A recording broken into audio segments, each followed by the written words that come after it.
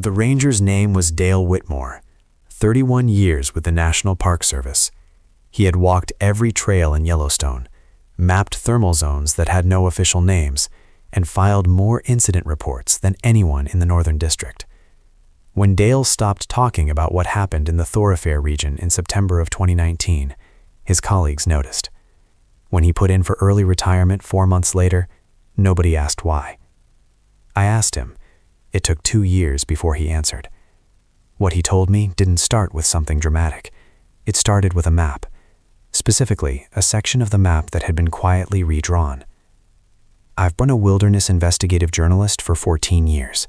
I've covered disappearances in the Boundary Waters, unexplained livestock deaths in the San Juan Mountains, and a series of incidents in Alaska's Wrangell Range that the state government still refuses to acknowledge. I know what official silence looks like. I know the difference between a cold case and a buried one.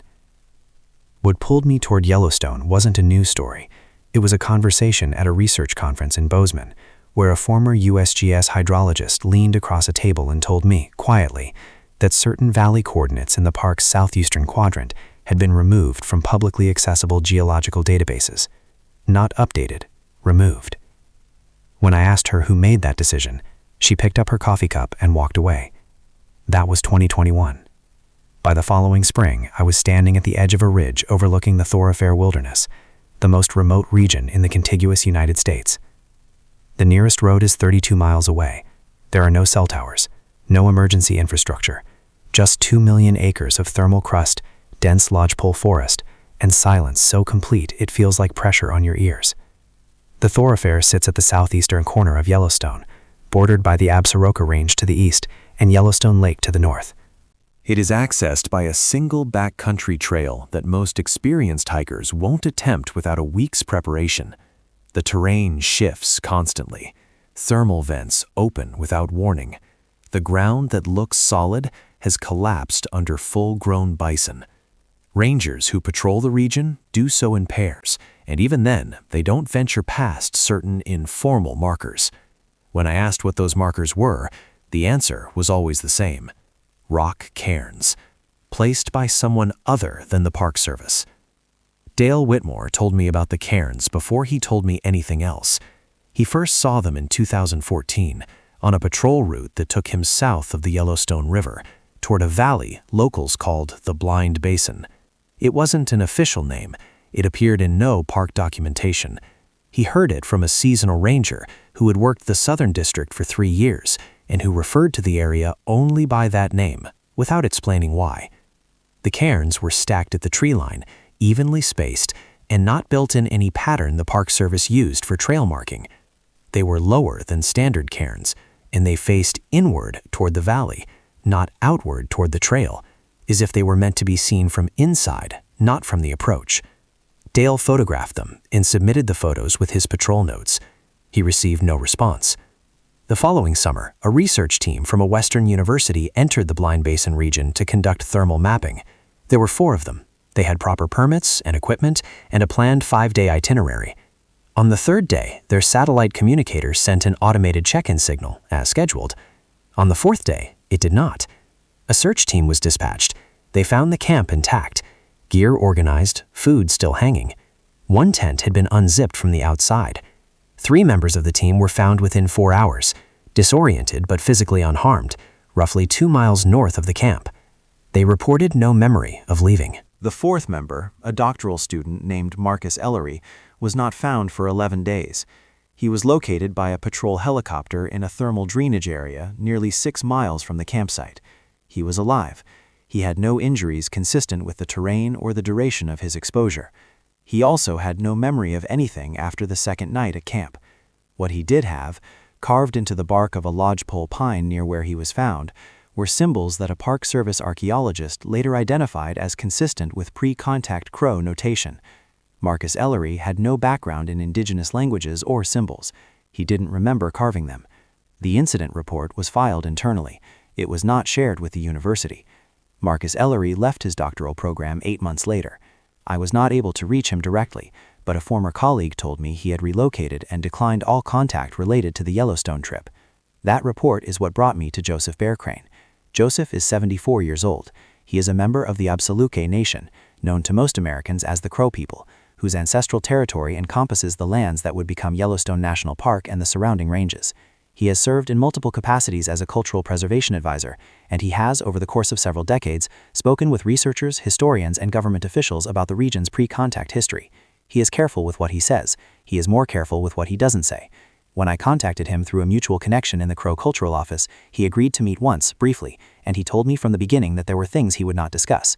We met at his home outside Crow Agency in the spring of 2022. He served coffee and said almost nothing for the first 30 minutes. He looked at the photographs I had brought, the cairns, the site documentation, the satellite imagery showing the valley geometry of the Blind Basin. He looked at them for a long time. Then he said in a voice that was completely level that those valleys had not been forgotten. They had been deliberately avoided for longer than his people had recorded memory. He used the Absaluke word for those places, which I was asked not to publish, but which translates roughly as places where the ground listens. He told me that in traditional understanding, Yellowstone was not a single place, it was layered. The surface world, which humans could move through, and a deeper geography beneath the thermal crust that operated by different rules. Certain valleys, he explained, sat over convergence points, where those layers pressed against each other too thinly, where the boundary became unstable. The thermal activity was not just geological, it was symptomatic, a sign that something beneath was close to the surface. He said the cairns were not warning markers for outsiders, they were boundary acknowledgments, a signal that you had seen the line and understood not to cross it. I asked him what was on the other side of the line. He was quiet for a long time. Then he said it was the wrong question. The problem, he told me, wasn't what was there. The problem was that in certain conditions, what was there could sense you first. I don't use words like creature in my work. I don't reach for supernatural frameworks when natural ones haven't been exhausted. But Joseph Bearcrane wasn't describing a predator. He wasn't describing a spirit in any folkloric sense. He was describing a condition, a change that happened to a place, and sometimes to the people who stayed in it too long. Dale Whitmore's account begins to make more sense in that context. In September of 2019, Dale was assigned a solo patrol in the Southern District, following a reported geothermal event, a new vent opening near a trail junction that needed to be assessed for visitor safety. The route took him closer to the Blind Basin than any previous patrol assignment had. He noted the cairns immediately. There were more of them than in 2014. New ones had been added. They had been placed recently enough that the disturbed soil was still visible around their bases. He also found something else. At the tree line, approximately 20 meters inside the cairn boundary, there was a circle of ground roughly 4 meters in diameter where nothing grew. Not dead vegetation, no vegetation at all, and no soil structure. Just gray, compacted surface with a faint mineral smell he described as similar to deep thermal runoff, but colder. He had never seen a thermal signature produce a cold zone. He checked the ground temperature with his field thermometer. The circle read 8 degrees Fahrenheit below the ambient air temperature in September mountain conditions. He photographed it. He flagged it on his GPS. He stepped back immediately. Then he heard something. He described it to me very specifically. Not a sound from the forest, not wind. A low, rhythmic resonance coming from beneath the ground inside that circle. Not mechanical, not geological in any way he recognized from 3 decades of working thermal terrain. It had, he said, a pace to it, like breathing, slow and deliberate. He stood at the cairn line for several minutes. The sound did not change. It did not stop. He left the area and completed his report. He noted the cold zone, the mineral smell, and the ground condition. He did not include the sound in his official documentation. He told me why. Because 6 years earlier, after the university team incident, he had spoken informally to a senior ranger about the Blind Basin. He had shared his photographs of the cairns and asked if anyone had looked into the area's history. 2 days later, he was told by his supervisor that the Southern District patrol routes were being adjusted for the following season. His new assignments kept him north of the Yellowstone River. The adjustment was not explained. He understood it as an answer. I spent 3 weeks in the Yellowstone region conducting interviews and requesting documentation under FOIA provisions. I received partial responses. The records I was given showed standard incident documentation, geothermal assessments, and routine patrol logs. But 3 specific date ranges, corresponding to the university team incident, a separate 2016 event involving a solo hiker who was found unconscious near the southern trail system and who could not be identified for 6 days despite full fingerprint capability, and a 2021 geological survey that was apparently discontinued after the first field day, were missing from the files I received. The FOIA officer cited ongoing internal review as the reason. That status has not changed. The 2016 hiker case is particularly difficult to dismiss. The individual was found by a patrol ranger in early August, approximately 1 mile north of the Blind Basin trail line. He was conscious but non-responsive, meaning he was breathing, his eyes were open, he was physically functional, but he did not speak or react to the ranger's presence for nearly 3 hours after being transported to the park's medical station. When he did speak, his first coherent sentence was in a language the attending medic could not identify. He was subsequently identified through dental records as a 43-year-old man from Portland, Oregon, who had entered the park on a day-use permit 9 days earlier. He had no reported wilderness experience. He had no camping equipment. He was not reported missing by anyone during those 9 days. He was treated for dehydration and mild exposure. He refused to answer any questions about where he had been. He was released. He has not, to my knowledge, been interviewed by any researcher or journalist prior to this investigation. I attempted to contact him. The address connected to his identification records is a vacant commercial property in Portland that has been unoccupied since 2018. Joseph Bearcrane, when I described this case to him, without identifying details, was not surprised. He said that in the oral history of the Opsaluke Nation, there are accounts, not legends, accounts, of individuals who entered the boundary zones and returned changed. Not physically harmed, changed. He said the elders who held this knowledge were not frightened by it in the way outsiders might expect. They were precise about it, clinical almost. They had watched the same patterns for generations, the same valleys, the same boundaries, the same results when those boundaries were ignored. He told me something I have thought about nearly every day since. He said the reason those valleys were forbidden was not because of what people had seen in them. It was because of what people had brought back with them. Not a creature, not a curse, a pattern of behavior, a change in awareness, a tendency in the people who returned to go back.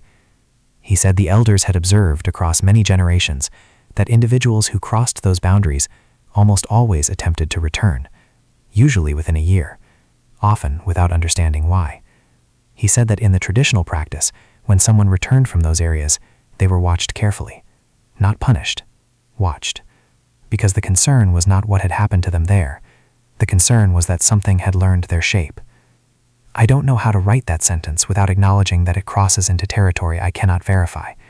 I also cannot dismiss it, because 2 weeks after my meeting with Joseph Bearcrane, I began receiving emails from an address I did not recognize. The emails contained no text, only images, photographs of rock cairns in low light, taken from inside the tree line, looking outward. I do not know who sent them. I do not know where the photographs were taken.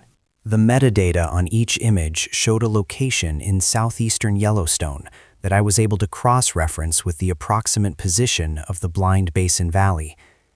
The last photograph arrived at 3:17 in the morning, 11 days after my visit to the park.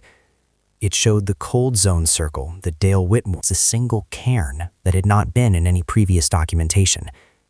I forwarded the emails to Dale. He did not respond for 4 days. When he did, his message was 3 sentences. He said he recognized the location. He said he had driven past the park entrance twice in the last week without knowing why. And he said he thought we should stop asking questions. I have not stopped, but I understand now what Joseph Bearcrane meant when he said that these valleys do not wait to be found. Some places, he told me in our last conversation, are not abandoned. They are patient. And patience, in the kind of place he was describing, is not a passive thing. It is a strategy. Whatever those valleys hold, whatever the thermal crust covers, and the cairns mark, and the silence surrounds, it has had longer to learn about us than we have had to learn about it.